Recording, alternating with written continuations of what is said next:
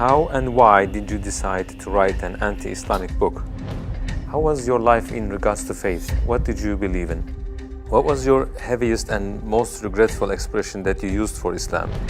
What was the reaction of the people around you when you became Muslim?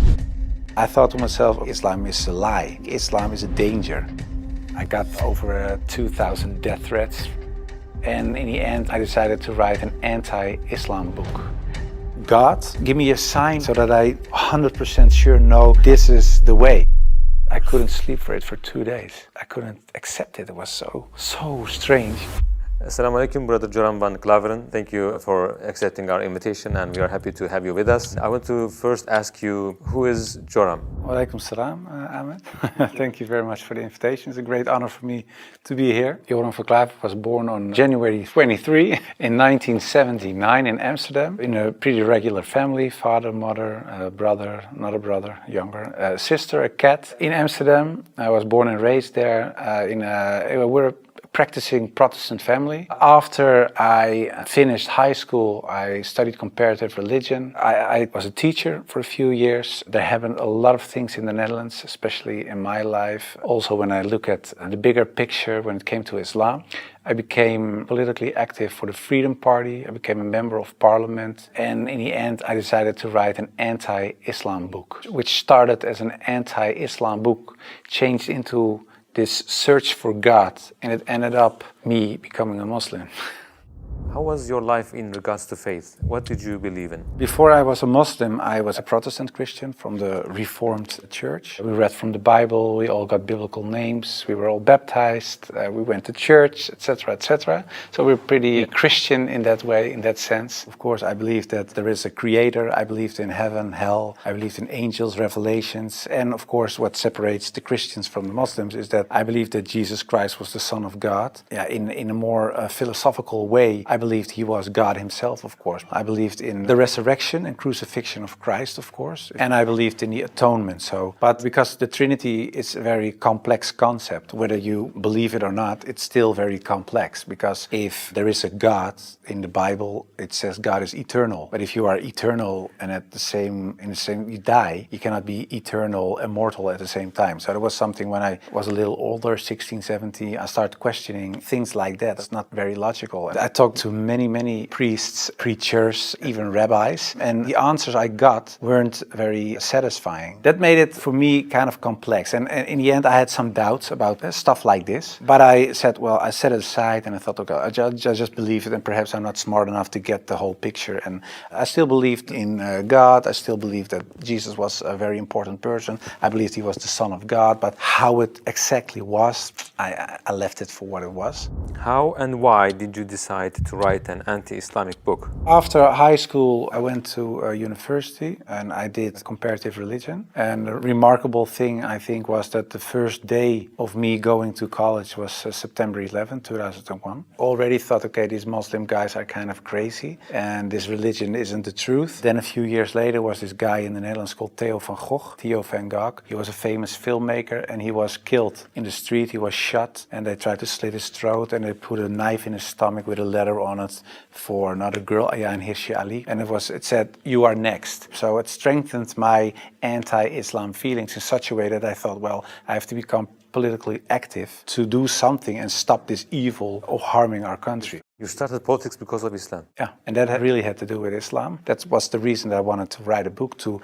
explain to people why Islam was a danger for the world. When I was writing my book, like I said earlier, the questions, the doubts I had about Christianity popped up again. And that was about truth, of course, because I was a believing Christian guy. And yeah, the Christian questions I had, in the end, were answered in an Islamic way. Because, of course, when I started writing the book, a lot of people think that it was a political book. But it wasn't so much a political book, it was a religious book, because I wanted to show people why Islam was a danger as a religion, and I wrote it from a Christian perspective. So in the beginning I made a comparison between the Christian concept of God and the Islamic concept. So I started comparing it. But because I had these doubts about the Trinity and I saw Tawheed, the oneness of God in Islam, I thought, yeah, it sounds a little bit more logical. And then I thought to myself, well, I reread the Bible to refresh myself and see, okay, why isn't the concept of Islam, the Tawheed concept, isn't isn't the Christian concept. But when I was reading the Old Testament and I saw what the Old Testament prophet said, it was one God, one God, one God. And then I thought, okay, I'll look only at the words of Jesus Christ in the New Testament. And then there's this story in the New Testament where a guy comes to Jesus and he asks him, what is the most important thing in life? How can I gain paradise? And he said there are two things. He says, hear, O Israel, hear your God is one. Treat your neighbor as you want to be treated yourself. So I thought, well, even Jesus Christ says, hear, O Israel, your God is one. So I thought, well, this whole Muslim concept of God sounds more logical, and it's the same concept that I find in the Old and the New Testament. And I know Christianity as a religion teaches something else, but it isn't the concept of God that I find in the Bible. So after weeks and weeks of study,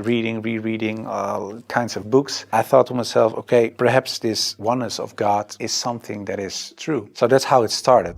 What resources did you use while doing your research? Because I was kind of shocked, I started writing to several authorities on these religious matters. And one of the guys that I wrote to was Sheikh Abdul Hakim Murad, and he's a professor from Cambridge University. But in a way it was kind of strange, of course, because I was a politician back then still. I was writing an anti-Islam book with an anti-Islam purpose. And I'm asking this Muslim professor from another country, can you help me?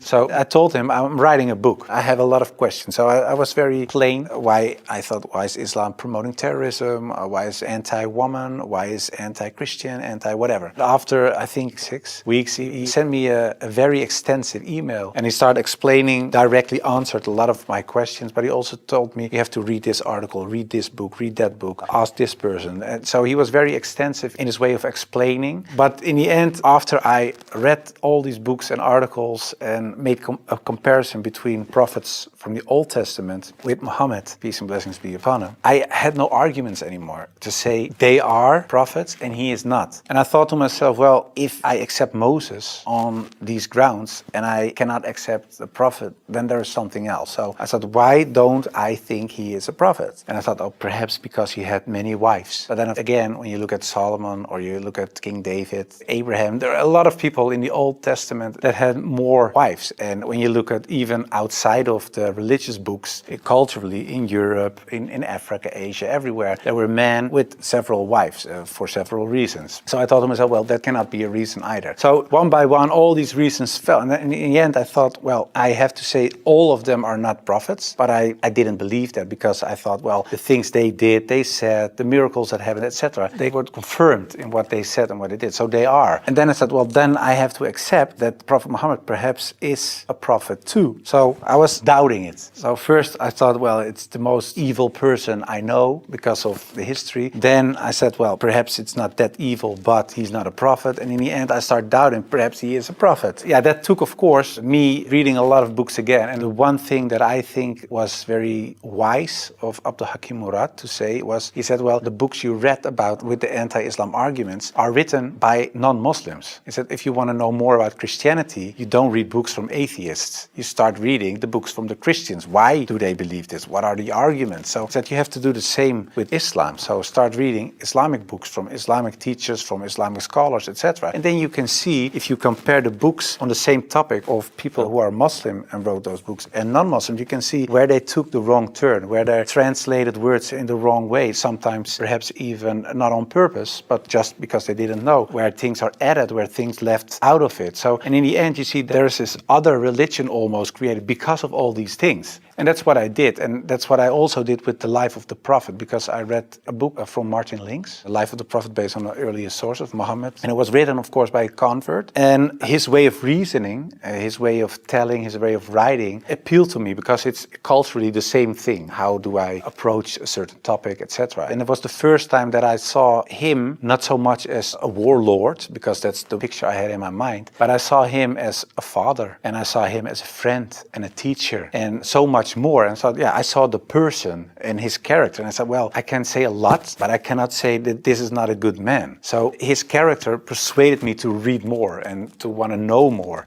What surprised you the most while doing your research? The story about Hind, there was something that, like a switch, like I had to change. And that was because I thought Hind was the wife of one of the enemies, Abu Sufyan. And in a way, they gave money to kill Hamza, the favorite uncle of the Prophet. And that was what happened on the battlefield. He got killed. They even paraded with his ears and cut off his nose and horrible stuff. So the Prophet was deeply sad, of course, of what happened. And years later, he became powerful. He came in power in Mecca. And then there was Hind. And I was reading this book and I thought, okay, now she gets crucified or her head gets cut off or something like that. But he said, well, I cannot look at her right now, but everybody is forgiven. And if you want to stay here and live among the Muslims, it's possible. If you don't want that, you can go. But bloodshedding is over now. And I thought to myself that she was forgiven. If you can forgive someone who kills a relative, especially a favorite uncle of you, even starts parading with parts of his body to show other people that she humiliates you and whatever you stand for, that means you have such a great character. It's very special. It's something you don't see. And that's what he did. So I thought to myself, well, it was a really special guy. And when I thought that, I thought, well, I have these arguments for him being a prophet. I see his character. I see the way he treated other people. I see how he treated his enemies. I think he is a prophet. But then I thought to myself, whoa, that's horrible. Because I already accepted this oneness of God. And now I say he is a prophet. If I say there is only one God and Muhammad is his prophet,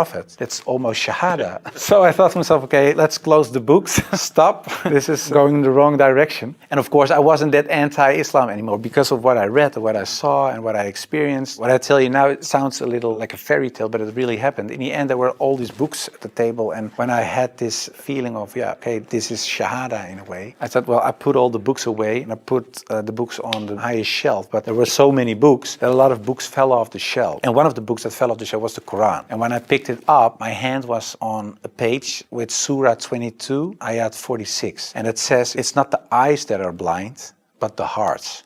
And I thought to myself, that really is my problem, because it wasn't the eyes. I really could see what I written down myself. Nobody forced me to write this book. Nobody said you have to write this or that. I started writing myself and I could see it with my own eyes, but I still couldn't accept the fact that I said he is a prophet, there is this one God. I just couldn't. So it wasn't my eyes that were blind, but it was really my heart. I couldn't accept it. I think my nafs or whatever, my ego, I couldn't accept it. And I said, well, God, I don't care if it's the God from the Bible or the Quran, give me a sign or something so that I 100% sure know this is the way. And I went to bed, but when I woke up, I felt very secure in myself. I really felt very secure. I've never been more secure about anything else. The whole anxiety or the whole doubting issue, it disappeared like snow for the sun. And I thought to myself, well, I think I'm a Muslim. Well, and then of course I had to tell other people. What was the reaction of the people around you when you became Muslim? Assalamu alaikum, brothers and sisters. We saw that 80% of our audience, including this video, are not subscribed to our channel. As you know, we are a non-profit organization and advertisements are disabled on our videos. So the only reason we are asking for this is to spread the truth. It may seem like a small act, but inshallah, it may be a means of guidance for many people. Now let's click the subscribe button and let's together walk towards eternity. What was the reaction of the people around you when you became Muslim? Most of them were very negative, of course. For a lot of people, especially some uncles and aunts, it was kind of a shock. They heard it when it was on the news. I told my mother, and my mother started crying. And my wife was pretty open. Yeah, she was very cool about it. She said, well, if Islam is what you really believe and that's in your heart, who am I? And yeah, some people from my old work were really aggressive. I got over 2,000 death threats from people who used to support me, of course. People who voted for me. People said the most horrible things. We will rape your wife, shoot you, we know where your children go to school, stuff like that. And most of them, of course, is nonsense because they're crazy people writing things on their computer. So it was kind of a hectic time. And I had to tell my work, of course, and it was this Christian organization. So to say that the leader of the pack, he said, I can't believe it. And he said, well, I noticed this change when you talked about certain topics on radio. You were kind of a little more mild, not so harsh anymore, but you becoming a Muslim? And after I said, yeah, I became Muslim, he said, I couldn't sleep for it for 2 days. I couldn't accept it. It was so strange. But the hardest part for me was telling my grandfather, because my grandfather was dying and he was 93, 94 years old and he was on his deathbed at home. I had to tell him, and my mother told me, yeah, you have to tell your grandfather. It was her father. So I said, well, then you have to come with me. It's got like a shield. And I just said, well, grandfather, I became a Muslim. And then he closed his eyes. And I thought he stopped breathing because, yeah, he was so old. And he really stopped breathing for a while. And then he started breathing again. And he looked at me and he said, well, at least you didn't become a Catholic. So it was very funny. The last thing, and my old boss from the radio, he said, well, but how do we know that you're not becoming Hindu one day or something else? And I told him, well, I never chose a religion. One time, and it was when I became a Muslim. Before that, I didn't choose my religion. I was born in a Christian family. I was raised in a Christian way. And I'm very grateful for all the good things that it brought me. But it was not my decision. And the only time I made a decision was me becoming a Muslim. And it was the most, like I said, I think the most important decision I made. And it was the most rational decision I made. I never took years and years to decide one thing, only becoming a Muslim. How did you feel when you made your first salah? It's, of course, a beautiful moment, but very strange as well. Because as a Christian, you're not used to pray like that. You pray with your hands together and perhaps on your knees in front of your bed or something. But I think it's very beautiful that you really prostrate. So you really bow down in the deepest way for your Lord. So that's a very humbling, beautiful thing, I think. And that, yeah, it made me feel very happy. What were the 3 biggest challenges you faced when you converted to Islam? Well, becoming a Muslim, of course, was a big challenge because I had to tell the world and family, and that was a big challenge. The part of thinking that it would be very hard to become a Muslim, because especially as a Protestant Christian, there aren't so many things you have to do in a religious sense. As a Muslim, in terms of practice, it is required to pray 5 times a day. It's required to eat in a certain way. It is required to think in a certain way. You have to be the best in a way every moment because of your relation with your Creator and because of the fact that you have to pray 5 times a day. It's a constant reminder in a way of the Creator, so that makes you much more aware of the fact that you have a Lord than as a Christian. That's how I experienced it. And I thought to myself, whoa, 5 times a day praying, I cannot do this, I cannot do that, I have to do so that made it hard in the head. But after I became Muslim, it wasn't hard at all. Are you raising your kids as Muslims? Well, you try, of course. I don't know, when you're really raised as a Muslim, I think it's a very difficult job, especially in these times. Of course, when I married, I wasn't a Muslim. You promise in a way that you raise your children as Christians. So after I became Muslim, I'm not raising my children as Christians, of course. If the kids have questions about Christianity, they ask my wife, they get Christian answers. And if they come to me, they get Islamic answers. But most of the time, she says, ask your father. And my wife cooks halal for everybody, so that's very sweet. She says, well, I'm not going to cook 5 meals, so everybody eats the same. You want halal, everybody eats halal. So in a way, it's like an organic process. What was your heaviest and most regretful expression that you used for Islam? I think Islam is a lie, because that's something I used to say. Islam is a lie, the Quran is poison. But when I said Islam is a lie, that's the whole religion and everything that comes with it. So that's like the highest level of jahiliyyah in a way. Yeah, that's something I regret, because it was like an umbrella and everything else was under this concept of Islam is a lie, because that was the core thought. And of course, I do blame myself, and I know there are a lot of people out there not practicing Muslims that do so. And in a way, I understand it, because in a political sense and in a social, cultural sense, everything I said and done is still there. I sometimes even hear arguments from people in my old party that I invented in a way. Yeah, that's something that bothers me, and that's one of the reasons that we founded an organization. It's called the IXC, Islam Experience Center, and we go to schools, primary school, high school, college, universities, but also to departments of the government, other social organizations, churches, to take away misconceptions about Islam, to share the message, to show Islam in its true colors. And we do it by virtual reality with the glasses, so it's a very fun experience as well. And we try to erase in a way the things I said and done in the past. How should people research about Islam? Do you advise just searching at Google? No, I would certainly not advise Google. It's the last thing I would advise. I said shut down the computer. No, I think it's very important that people read books, real books with pages and stuff. I would recommend Muhammad, his life based on the earlier sources of Martin Link's, the book I talked about earlier. It's a green book. And I think it's very important for people not just dive into the Quran, because it's a very complex book. And if you don't have anybody who can teach you what you read, especially most of the people who don't know anything about Islam are not fluent Arabic, classic Arabic speaking people. So you will read an interpretation of the Quran or a translation, and most of the time that's not the real deal, of course. So I would advise people just to study the Sirat, study the character and the life of the Prophet, because that's what the tradition teaches us as well. His life was the Quran. He was the living Quran in a way. Just study his Sunnah, and I think that is the best way of discovering Islam.